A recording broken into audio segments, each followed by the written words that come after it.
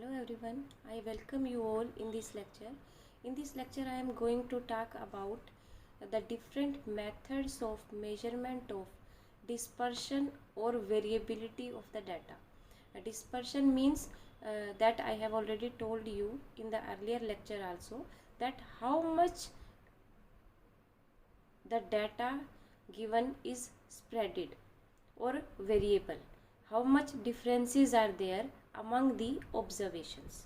Okay, so there are four methods by which you can determine the variability or dispersion in the data. These are range, interquartile range, average deviation or mean deviation, and standard deviation. Okay, now किसी भी data में आपने ये find out करना है कि how much वो dispersed कितना है, स्प्रेडेड कितना है, या फिर उसके अंदर वेरिएबिलिटी कितनी है, कितने डिफरेंसेस हैं among the observations. Then you can find out by using these four methods. तो जैसे हम लोग एग्जांपल लेते हैं रेंज का. रेंज जितनी ज़्यादा आएगी इसका मतलब वो डाटा उतना ही ज़्यादा स्प्रेडेड है. इसी तरह ही इंटर क्वार्टाइल रेंज या क्वार्टाइल डेविएशन जितनी ज़्यादा आएगी इसका मतलब वो डाटा उतना ही ज़्यादा स्प्रेडेड है. सिमिलरली मतलब इस सारे मेथड से जो भी हम लोग फाइंड आउट करेंगे, अगर जैसे स्टैंडर्ड डेविएशन में स्टैंडर्ड डेविएशन फाइंड आउट करेंगे तो स्टैंडर्ड डेविएशन जितना ज़्यादा आएगा दैट मीन्स ये डाटा उतना ही ज़्यादा स्प्रेडेड है. Okay, now we are starting with range. Okay, you can determine the range by subtracting the lower value of the observation from the highest value of the observation.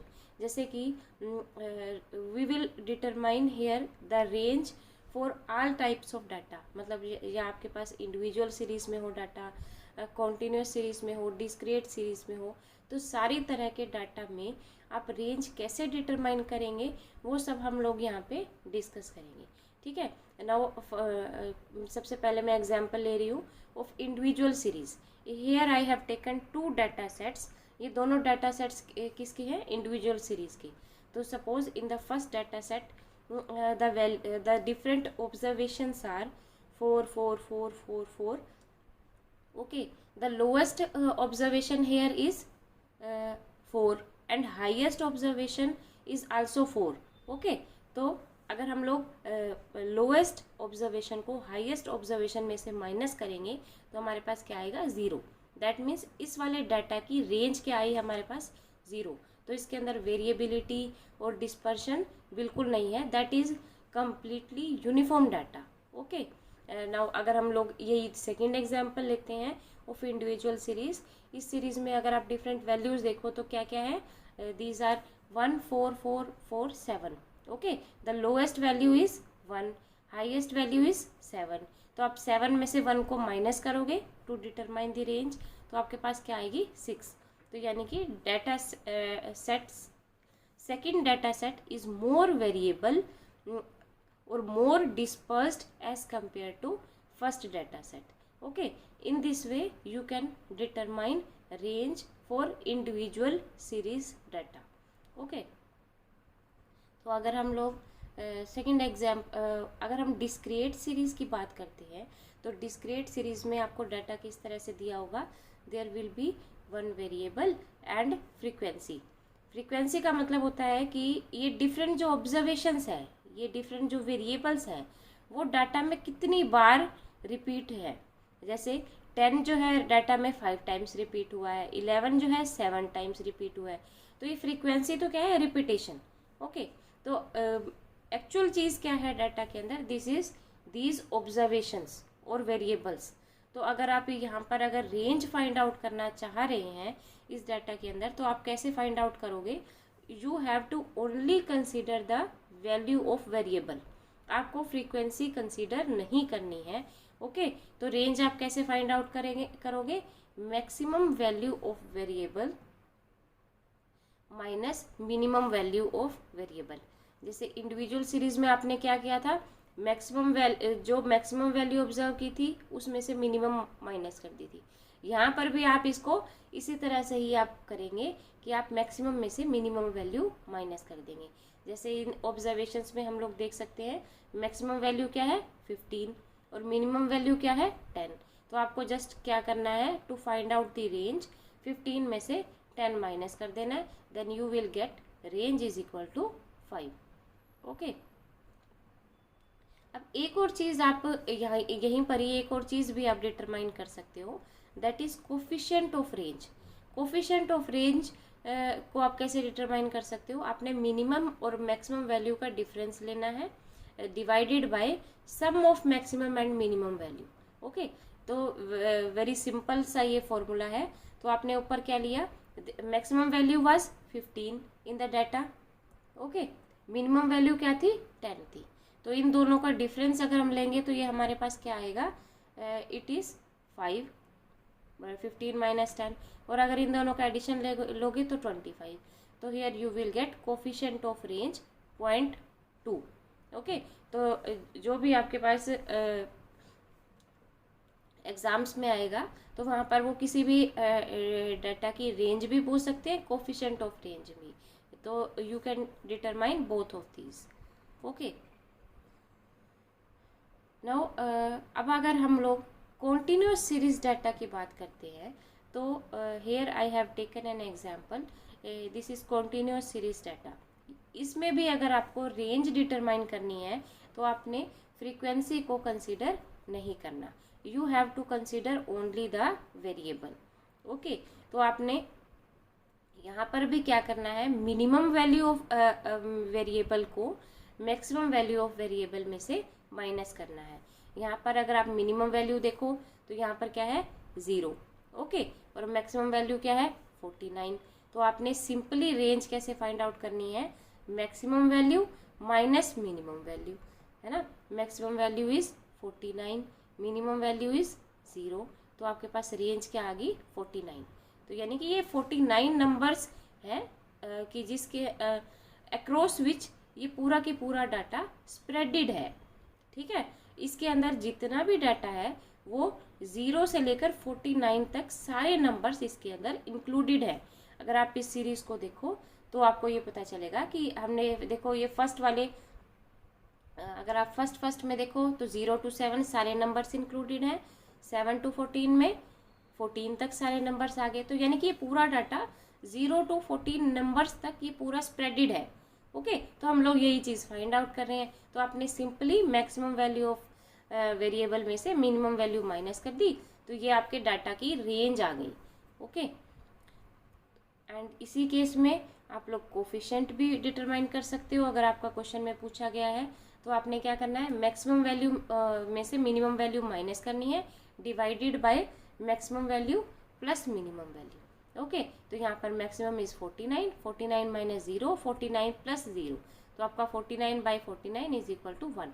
तो यहाँ पे coefficient of range क्या आ गया आपके पास 1। Okay, तो ये simple से फॉर्मूले हैं जिससे आप किसी भी डाटा की, data may be in the individual series, may be in the discrete series, may be in the continuous series, तो आप किसी भी टाइप का आपको डाटा दिया गया हो आप उसके अंदर रेंज डिटरमाइन कर सकते हो, कोफिशिएंट ऑफ रेंज डिटरमाइन कर सकते हो। Okay, now next is interquartile range, है ना। मैंने अभी आपको बताया था कि there are 4 methods by which you can determine the dispersion or variability in the data.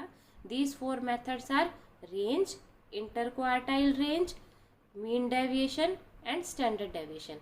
तो इसका जो सेकंड मेथड है इंटरक्वार्टाइल रेंज वो हम लोग यहाँ पे डिस्कस करते हैं। अब इसमें क्या है कि सबसे पहले आपको यहाँ पर क्या आपने डिटरमाइन करनी है, जैसे कि नाम से ही क्लियर है कि you have to determine the quartile range.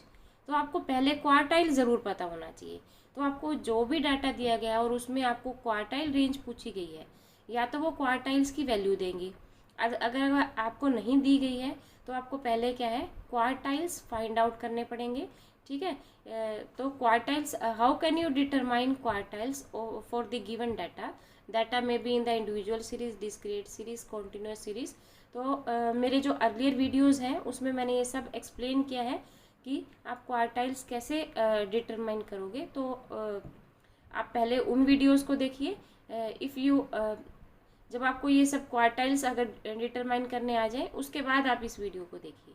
Okay, तो यहाँ पर क्या है कि अब ये क्वार्टाइल्स जो होते हैं, मैंने आपको उन वीडियोस में भी बताया है कि क्वार्टाइल 1 की जो वैल्यू है वो क्वार्टाइल 2 से कम होती है और क्वार्टाइल 2 की वैल्यू जो है क्वार्टाइल 3 से कम होती है।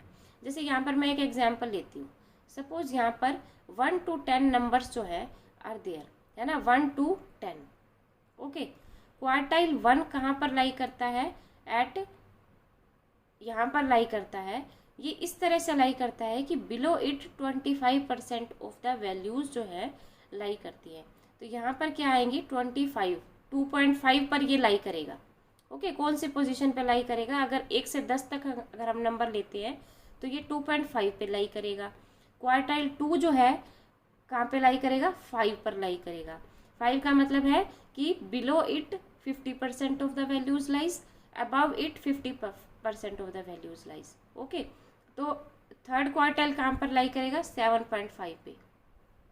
ओके, इसके बिलो क्या है? 75% ऑफ द वैल्यूज लाई कर रही हैं और above it 25% of the values lie कर रही हैं। तो अगर आप इन पोजीशन से भी अगर आपको देखना हो तो आप ये देख सकते हैं कि क्वार्टाइल 3 की जो वैल्यू होती है वो सबसे ज़्यादा होती है, देयर आफ्टर क्वार्टाइल 2 की आती है, देयर आफ्टर क्वार्टाइल 1 की आती है। ठीक है, तो आपको ये पता होना चाहिए कि किसकी वैल्यू ज़्यादा आती है, ताकि आप रेंज अगर डिटरमाइन करना चाहते हो तो आपको मैक्सिमम वैल्यू ऑफ क्वार्टाइल पता होना चाहिए और मिनिमम वैल्यू ऑफ क्वार्टाइल पता होना चाहिए।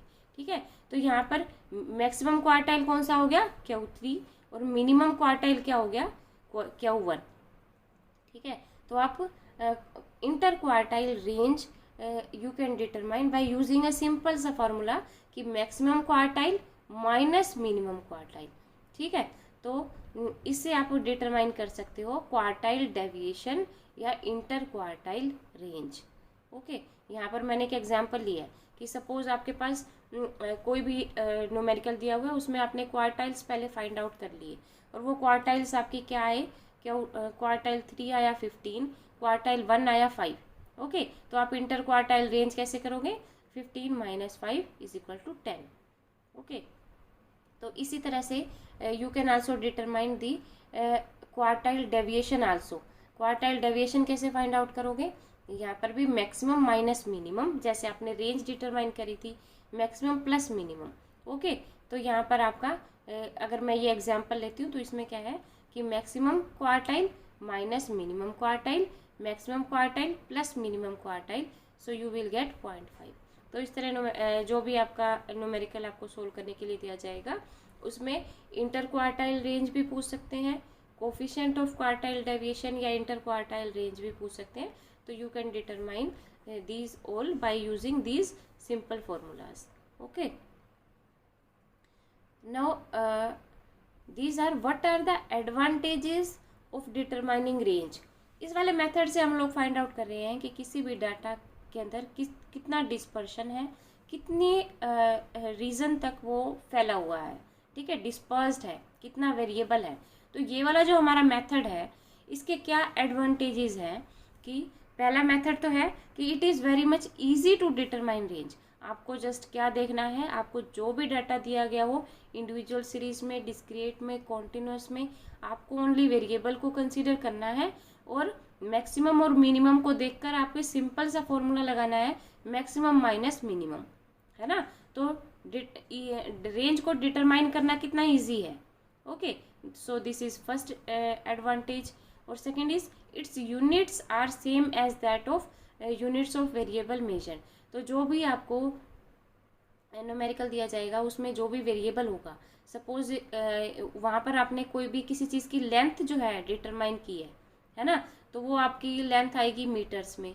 तो आपका जो आंसर आएगा रेंज का वो भी आपने किस में लिखना है? मीटर्स में लिखना है। तो यूनिट्स क्या रहती हैं? सेम रहती हैं। ओके, और इसी तरह इसके डिसएडवांटेजेस क्या हैं इस मेथड के?